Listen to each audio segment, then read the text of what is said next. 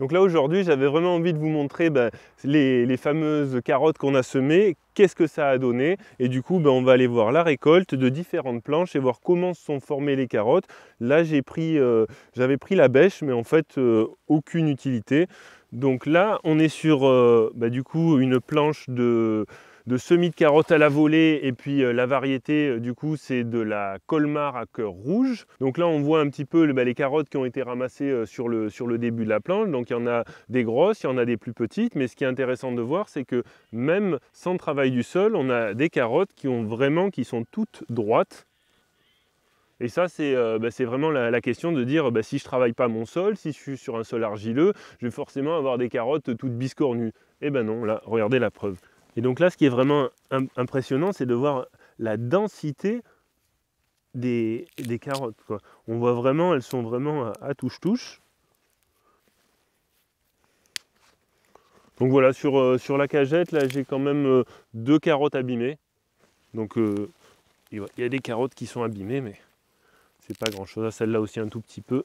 Donc là, ce qui est incroyable, c'est quand même de voir la structure du sol, comment tout a été réamalgamé par ces bébêtes du sol, et on voit à chaque fois qu'on tire des carottes, là, plein de vers de terre, on voit du mycélium de champignons. C'est vraiment là, on est vraiment passé sur un sol avec une porosité et une structure assez incroyable. Et là, on le voit avec la facilité en fait d'arrachage des carottes. Et celle-là, la Colmar, contrairement aux autres variétés de carottes qu'on va voir, les carottes rouge sang, qui elles dépassent un peu du sol, donc qui sont plus faciles à sortir. Mais celles-là, elles sont vraiment enfoncées dans le sol, et on les sort vraiment facilement. Depuis qu'en fait que les sols ont repris leur humidité, on n'a absolument besoin d'aucun outil pour la récolte. Donc là on va regarder sur une autre planche. Là c'est pareil, des carottes rouge sang qui ont été semées la fin juin, et juste de regarder la tête qu'elles ont, quoi. Donc là la densité elle est quand même très importante, et là la rouge sang c'est des carottes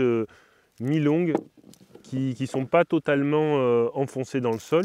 Du coup, c'est plus facile à avoir des carottes droites. Donc là, on a vu un petit peu la forme des carottes. Là, on va aller sur cette planche là-bas et sur l'autre planche là-bas, et d'essayer de faire un peu des mesures de rendement, parce que là, on avait déjà récolté, donc c'est un peu faussé, quoi. Donc là, j'ai pris des bouts de bois de 1 mètre.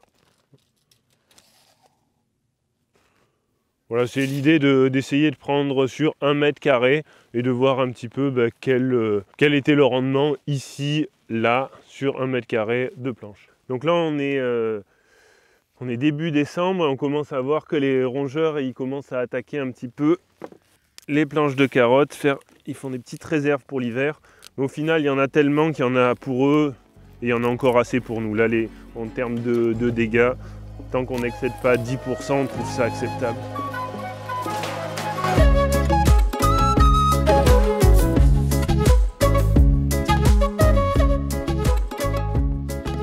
Alors là, j'ai pas taré ma caisse, mais la caisse, ça fait 1,250 kg, quoi. Alors là, on est à 14,5 kg. Donc du coup, si j'enlève même 1,5 kg, ça nous fait quand même 13 kg de carottes ramassées sur 1 mètre carré. 2 planches. Ça veut dire qu'on n'a pas pris en compte le passe-pied, et qu'on a en plus un peu de... Non, ça fait 13 kg du coup. 13,250 kg en fait.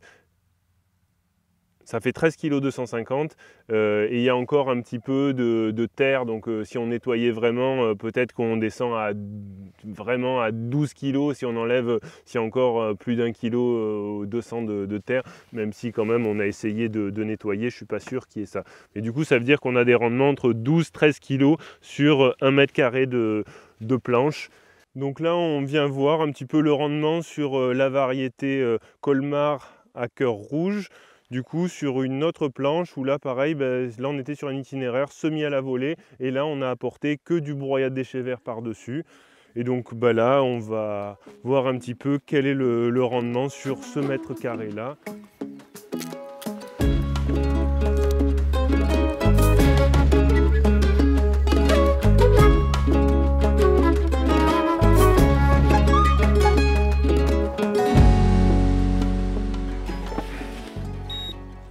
Donc là, on va peser. La cagette fait 1,250 kg. Donc là on est à 9 kg, donc ça veut dire que si j'enlève, donc ça fait 7 kg 750, il y a un peu de terre, ça veut dire qu'on est au moins à 7 kg. Voilà, donc là on a eu des rendements inférieurs à l'autre planche, mais là il faut savoir que c'est un semis beaucoup plus tardif, on était sur un semis de fin juillet, et en plus on est vraiment en agroforesterie, puisqu'il y a les arbres qui sont juste à côté, et du coup qui ombragent la planche une partie de la journée, et du coup ça fait que les plantes elles font moins de photosynthèse, et je pense que ça joue directement sur les rendements.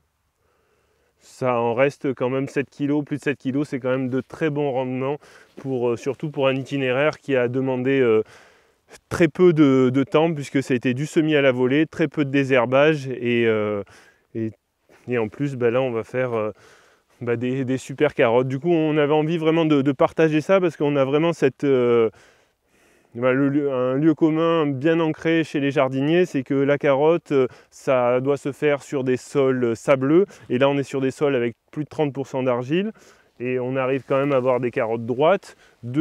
Qu'on a besoin d'avoir des sols bien travaillés, alors que là on n'a pas eu de travail du sol, et que les matières qu'on a apportées sur cette planche c'était vraiment du broyat de déchets verts, c'est-à-dire la matière la plus brute qu'il puisse avoir.